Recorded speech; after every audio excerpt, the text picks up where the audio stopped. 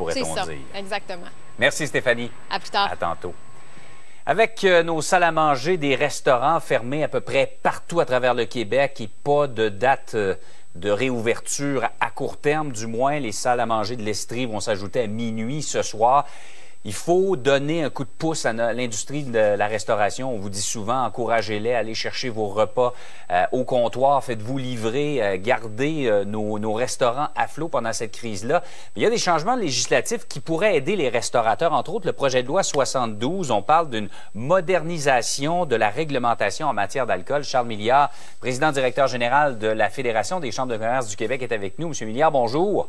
Bonjour, M. Guérin. Vous militez pour ça, des assouplissements au permis d'alcool. De quelle façon ça pourrait venir en aide à nos restaurateurs? Je vous dirais, depuis 8 mois, on en parle, alors j'ai bien hâte d'arrêter d'en parler. Je pense que le projet de loi 72 va enfin répondre à nos demandes. Vous l'avez dit tout à l'heure, l'Estrie va tomber rouge demain, donc on a presque tout le Québec qui est en zone rouge. Et même ceux qui seraient encore d'aventure en zone orange, bien, on le vu à la météo tout à l'heure, il n'y aura plus de terrasses extérieures, il n'y aura plus de patio, donc c'est vraiment difficile pour les restaurateurs. Et le projet de loi 72, même s'il porte sur la sécurité publique, il y a un des chapitres qui vient changer des règlements au niveau de la régie de l'alcool, des courses et des jeux. Et ça va permettre, entre autres, la livraison d'alcool par des intermédiaires. Alors, les intermédiaires, vous les connaissez aussi bien que moi, c'est devenu une nouvelle mode, une nouvelle hygiène de vie même. Ouais. On pense à Uber Eats, qu'on pense à DoorDash.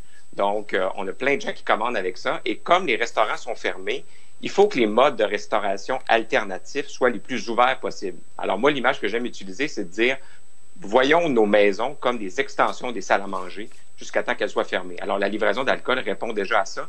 Et il y a déjà de la livraison d'alcool qui est possible à domicile via la SAQ, via les épiceries, les dépanneurs.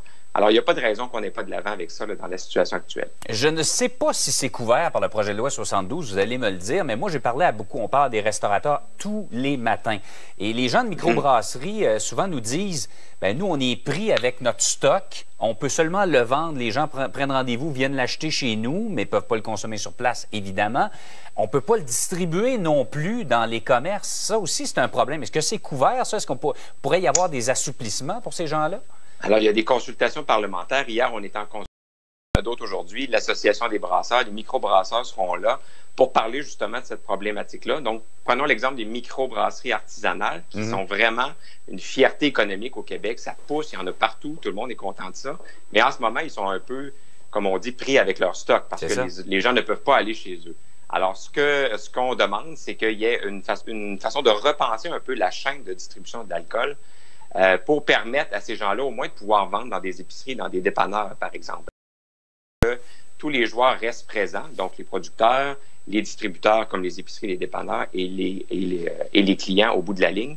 Mais le projet de loi n'adresse pas tout ça, mais ça devra faire partie d'une réaction, d'une réflexion globale là, sur comment on repense la distribution de l'alcool au Québec. On n'a pas le choix devant une situation inédite. Il en va de la survie d'une partie, je n'ai pas le pourcentage, mais il y a une partie de nos restaurants qui ne passeront pas au travers. Il faut absolument penser à des nouvelles solutions. Oui, tout à fait. Puis, c'est une somme de petites choses. On parlait tantôt, les terrasses cet été ont été très salutaires. Le fait qu'on bloque des rues, les gens puissent en recueillir plus de clients, ça a été très bénéfique. On perd ça aujourd'hui ou demain, pour ceux qui ne sont pas en zone rouge. Et donc, d'aider à la livraison d'alcool, ça va être une bonne façon d'aider. On sait qu'il y a quand même des marges qui peuvent être intéressantes à ce chapitre-là.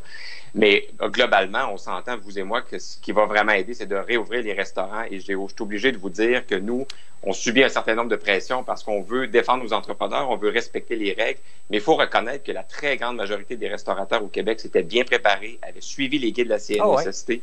Alors, on attend le 23 novembre avec vraiment beaucoup d'anticipation. Je veux pas briser votre party, mais j'ai pas l'impression que ça va rouvrir le 23 novembre. En tout cas, le gouvernement nous laisse pas voir cette éventualité-là. Il faudrait que les choses changent très rapidement. Mais là-dessus, M. Milliard, je suis 100% d'accord avec vous. On sait que nos restaurateurs ont fait leur travail et c'est pas de là que venaient les éclosions, mais que voulez-vous, on est soumis aux règles de la santé publique. Merci beaucoup de nous avoir parlé de tout ça. C'est bien. Au revoir.